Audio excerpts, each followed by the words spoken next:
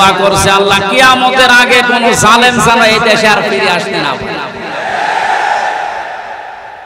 আমরা যারা আছি এই দেশে এখন আমাদের আলেমদের উচিত হবে নবীরা রাসূলরা তাদের যে পরিচয়গুলো আল্লাহ তুলে ধরেছিলেন, নবীর কাজ কি, রাসূলের কাজ কি, এই পরিচয়গুলো আমরা এখন জনগণের সামনে তুলে ধরব। তাদের কর্মসূচি 6টা। কয়টা? আইহাল্লু লাহুমুত তাইয়্যিবাত, তারা হালাল করত পবিত্র জিনিস। আজ বাংলাদেশে হালাল করা লাগবে পবিত্র জিনিসগুলো, আর হারাম করত তারা অবৈধ জিনিসগুলো। বাংলাদেশে এখন প্রত্যেকটা সেক্টরে এখনো পর্যন্ত হারাম জিনিস জিয়ে রাখা হয়েছে। এই এদিকে তাকান, যারা দায়িত্বে আছেন অন্তর্বর্তীকালীন সরকার থেকে শুরু করে যারা এখন দায়িত্বে আছেন, এই মুহূর্তে আপনাদের সিদ্ধান্ত নেওয়া লাগবে জালেমদের সহযোগী যতগুলো ছিল প্রত্যেককেই ইমিডিয়েটলি এখনই ওদেরকে বহিষ্কার করা লাগবে। এটা সংস্কার যেহেতু চলছে, নবীদের কর্মসূচি 6টা ছিল, তার দ্বিতীয় নম্বর এটা হালালকে হালাল বলে বৈধ জায়গায় দিয়ে দেন।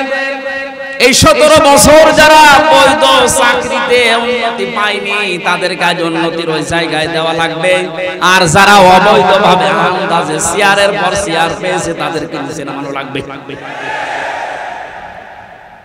ইসলামী ব্যাংক থেকে শুরু করে বাংলাদেশের যত ব্যাংকিং ব্যবস্থা, বিচার ব্যবস্থা, প্রশাসন, ব্যবসা, প্রত্যেকটি দিক আর বিভাগে যেহেতু সংস্কার আরম্ভ হয়েছে, এই সংস্কার ইমিডিয়েটলি কয়েকদিনের ভেতরেই করা লাগবে। এখনো পর্যন্ত এই হারামখোর যারা, এদের এই অভ্যাস এখনো যাবে না। না হুজুর দোয়া করে, নূহ নবীর চাইতে কি আমি বড় হয়ে গেছি? নূহ নবী দোয়া করেছিলেন না? কি বলেছিলেন? লা তাযারা আলাল আরদি মিনাল কাফিরিনা দাজ্জারা ইন্নাকা ইন তাযারহুম ইয়াদিল্লু ইবাদাকা ওয়া লা ইয়ালিদু ইল্লা ফাজিরান কাফারা। হে আল্লাহ, বহু চেষ্টা করেছি এদের পেছনে, 950 বছর দাওয়াত দিয়েছি। এদের যে চরিত্র, এদের আন্ডা বাচ্চা পর্যন্ত যেন জমিনে একটাও না থাকে, কারণ যেটা থাকবে ওর পেট থেকে যেটা আসবে ওইটা হবে হারাম। এজন্য জুলুমের পুনরাবৃত্তি আমরা আর দেখতে চাই না। এটা মারাত্মক একটা অপরাধ, সবচাইতে বড় অপরাধ এই গুম। এটা মানুষকে আপনি মেরে ফেলতে পারতেন, সংবাদ দিতেন যে লোকটা মরে গেছে। দেরাওয়ার ভাইয়ের সন্তানের সাথে নাটোরে যা করেছে আপনি কি জবাব দেবেন বলেন তো? মেরে লোকটাকে ঘরের ভেতরে আপনি আটকে রাখলেন, পরের দিন জানতে পেরেছে জনগণ, এটাও মোবাইল ট্যাগ করে অমুক জায়গায় মরে পড়ে আছে। এই বিশ্বাসঘাতক জালেমকে যদি এখন নাটোরবাসী মাফ করে দেয়, তো কি জবাব দেবেন আপনি আল্লাহর কাছে আর দেলাওয়ারের কাছে? বলেন, আপনার ছেলেটা যদি হয়তো আপনি টের পেতেন। আমি একটু টের পেয়েছি, তাই আমার মুখ দিয়ে বরদোয়া চলে আসছে। আমার মেয়েটা আমাকে আজ পর্যন্ত চেনে না। 3টা বছর আমার যোগাযোগ বিচ্ছিন্ন রেখে দিয়েছিল শয়তান। ওরে আমি 8-9 মাস রেখে গিয়েছিলাম, এখন তো বয়স 4 বছর। আমার এখনো পর্যন্ত আমার কাছেও আসে না, আমার ডাকেও না, আমার কাছে আসে না। কারণ হচ্ছে মনে করো বিভিন্ন হুজুর আসতো ওই রকম একরকম। আমি জেলখানা থেকে যেদিন বের হয়ে বাড়িতে গেলাম, আমার বসে হুজুর আমাদের বাড়ি চলে। আপনি হাসতেছেন, আমার মনের ভেতরে কত দুঃখ জানেন। আমার নিজের মেয়ে আমার চিনি না, যে জালেমদের কারণে, জুলুমের শিকার হওয়ার কারণে ওদেরকেও যেন ওদের বংশধররা না আছে। মাফ করে দিন। মাপ আপনি এই জায়গায় থাকলে আপনার মুখ দিয়ে মাপ বের হতো।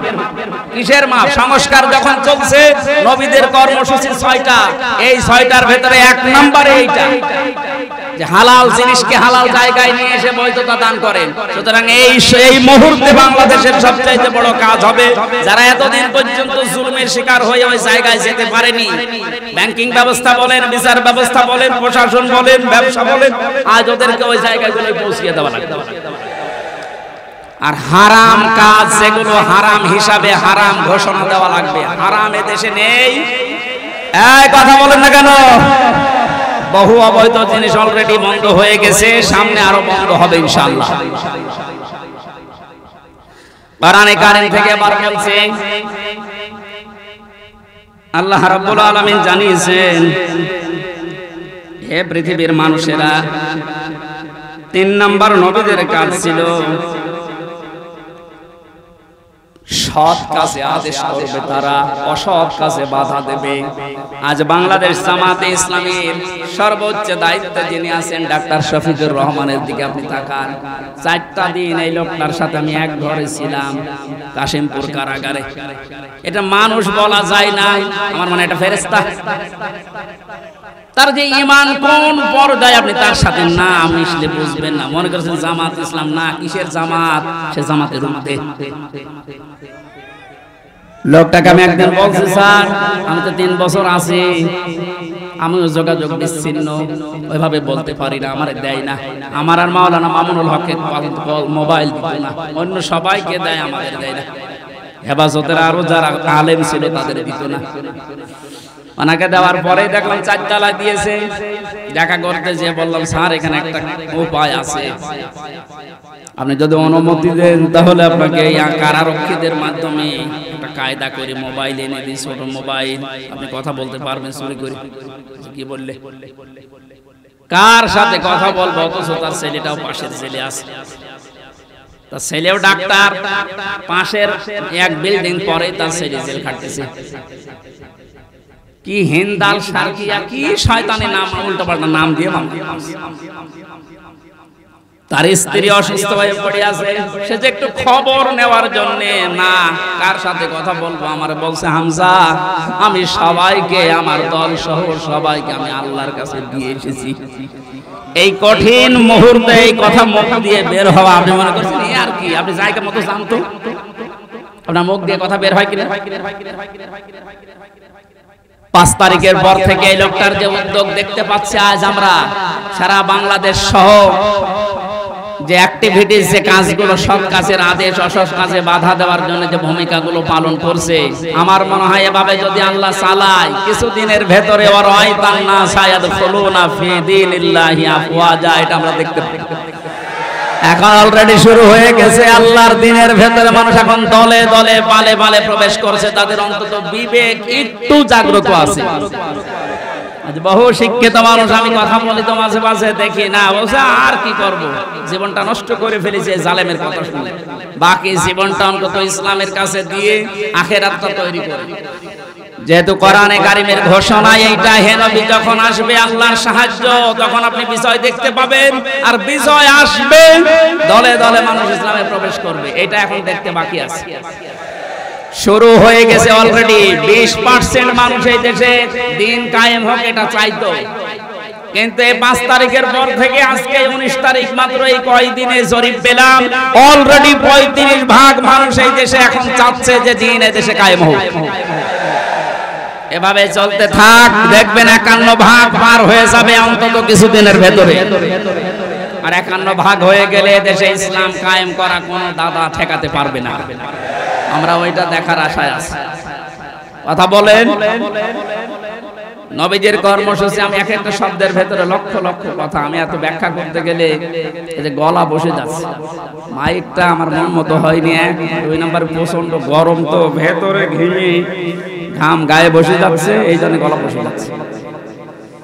বোঝা নামিয়ে দেবে, এটা নবীদের কর্মসূচির ভেতরে ছিল। বোঝা নামিয়ে দেয়নি আল্লাহ। এরপরে ছিল বন্দিত্ব অপসারণ করা। বন্দিত্ব অপসারণ চলছে আজ। আমার যা বিশ্বাস, এই দেশে যারা স্বাধীনতা চায়, যারা এই দেশে মানুষের মত প্রকাশের স্বাধীনতা একেবারে সব জায়গায় দিতে চায়, যে সবাই সবার মন মতো চলবা, একটা মানুষও যদি এই দেশে জন্মগ্রহণ করে, সেই দেশের বৈধ নাগরিক। জামাত ইসলামী বাংলাদেশের কেন্দ্রীয় আমির যিনি ডাক্তার শফিকুর রহমান ঘোষণা অলরেডি দিয়ে দিয়েছে, এই দেশে আমরা সবাই এক পরিবার। সুতরাং জালেম যারা বাইরে চলে গেছে, জালেমরা যেন কিয়ামতের আগে আর না আসে। বলেন, সবাই যেহেতু আমরা এক পরিবার, একটা পরিবার যেভাবে থাকে আমরা এদেশে এখন ওইভাবে থাকতে চাই।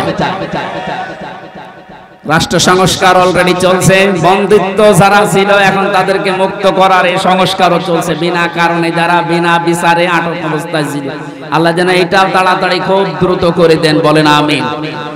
নবীদের এখান থেকে আমরা যারা উম্মত, তাদের 4টা কাজ এই মুহূর্ত থেকে শুরু করা লাগবে। 1 নম্বরে আল্লাযিনা আমানু সারা ঈমান আনার দরকার আমাদের। এখন ঈমান এখন বলেন আমার ঈমান নেই মানে আমি মুসলমানের ঘরের সন্তান, আমার